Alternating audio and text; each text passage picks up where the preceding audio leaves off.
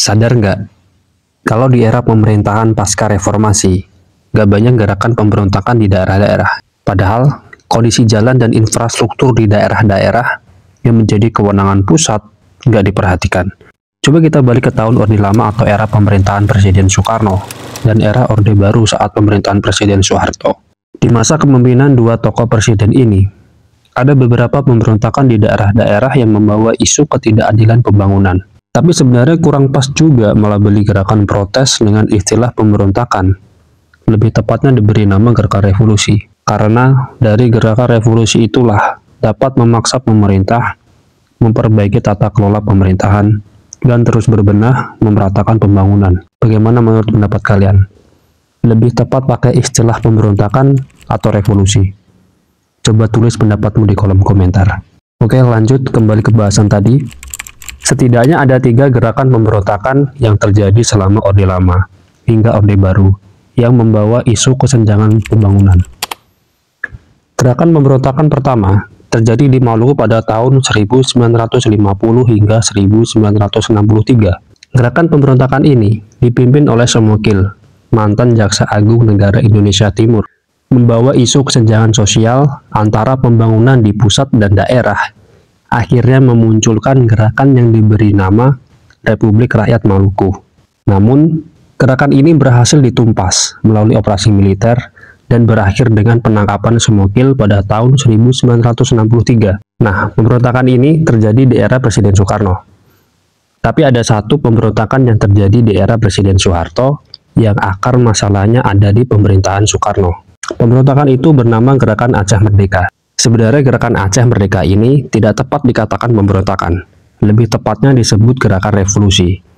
Karena rakyat Aceh menuntut janji Soekarno memberi kewenangan khusus kepada Aceh untuk menjalankan syariat Islam setelah Aceh bergabung dengan Indonesia yang tidak segera ditepati.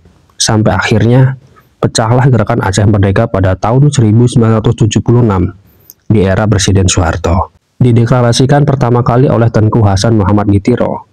GAM berfokus pada tuntutan keadilan dan kesejahteraan bagi rakyat Aceh yang merasa dianaktirikan oleh pemerintahan pusat. Resistensi GAM semakin memuncak setelah beberapa kali pemerintahan Indonesia memberlakukan DOM atau Daerah Operasi Militer. Namun, setelah berlangsung selama 29 tahun, tepatnya pada 15 Agustus 2005, nota kesepakatan antara pemerintah Indonesia dengan GAM berhasil diteken. Dan beberapa tuntutan seperti pelaksanaan syariat Islam di Aceh akhirnya direalisasikan oleh pemerintah Indonesia. Terlepas dari pihak-pihak luar yang terlibat dalam GAM, tuntutan GAM kepada pemerintah Indonesia sangat masuk akal. Karena janji harus ditepati agar tidak jatuh korban lebih banyak lagi. Selanjutnya beralih ke masa awal reformasi. Tepatnya pada tahun 1999, Tabrani Rob mendeklarasikan Gerakan Riau Merdeka. Sama seperti gerakan sebelumnya yang sudah kita bahas. Gerakan ini muncul karena ketidakadilan pemerintah pusat dalam pembangunan. Pemerintah hanya berfokus pada pembangunan di Jawa, sedangkan Riau hanya diperas sumber daya alamnya. Begitulah kira-kira mosi tidak percaya yang diusung Gerakan Riau Merdeka ini. Walaupun memiliki konsep yang sama, Gerakan Riau Merdeka jauh berbeda dengan gerakan pemberontakan lainnya yang mengangkat senjata dan terdapat milisi terlatih di dalamnya. Tidak adanya kontak senjata, tidak adanya milisi di dalamnya, dan belum matangnya konsolidasi pengorganisasian membuat Gerakan Riau Merdeka kian hari kian melunak hingga akhirnya mulai padam dengan sendirinya dan beralih nama menjadi Gerakan Riau Berdaulat. Selanjutnya, beralih ke Indonesia bagian timur. Kalian pasti sudah tidak asing lagi dengan adanya Gerakan Papua Merdeka. Gerakan Papua Merdeka sudah dimulai sejak tahun 1963 dan benang merahnya sulit ditemukan karena di dalam internal OPM sendiri terdapat sayap militer yang berbeda-beda di setiap klannya. Tetapi fokus utama mereka sama-sama pada kemerdekaan rakyat Papua Barat dan menolak sentralisasi pemerintahan Indonesia. Salah satu interaksi paling dekat antara pemerintah Indonesia dengan OPM pernah terjadi pada masa Presiden Gus Dur, karena mampu menghasilkan kesepakatan perubahan nama dari Irian Jaya menjadi Papua yang dinilai memiliki sisi historis. Setelah era Gus Dur, atmosfer Papua kembali memanas dan mulai berjatuhan korban jiwa, baik dari sipil maupun militer. Walaupun status daerah operasi militer sudah dicabut di akhir kepemimpinan Soeharto pada tahun 1998, kontak senjata antara OPM dengan militer Indonesia masih terjadi di era presiden-presiden selanjutnya. Dari ketiga gerakan pemberontakan yang membawa isu kedaerahan tadi, semuanya terjadi sebelum masa reformasi. Dan semuanya berawal dari kesenjangan sosial antara pemerintahan pusat dan daerah.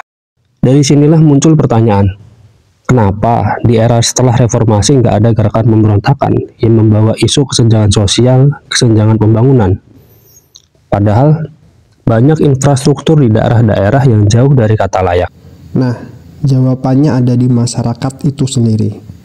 Sulitnya dalam pengorganisasian skala besar, menyamakan persepsi, visi dan misi, manajemen risiko, dan perencanaan jangka pendek dan panjang apabila tuntutan berhasil, menjadi salah satu alasan tidak adanya gerakan pemberontakan yang masif seperti yang terjadi di era sebelum reformasi. Terakhir, tidak adanya gerakan pemberontakan di era saat ini bukan berarti tidak berpotensi. Di samping itu, di era demokrasi, gerakan pemberontakan seharusnya dimaknai sebagai bentuk koreksi atas kinerja pemerintah, bukan dicap sebagai makar, dan harus ditindak dengan cara berdialog, dengar pendapat, bukan malah menggerakkan alat negara, polisi dan militer untuk merepresi.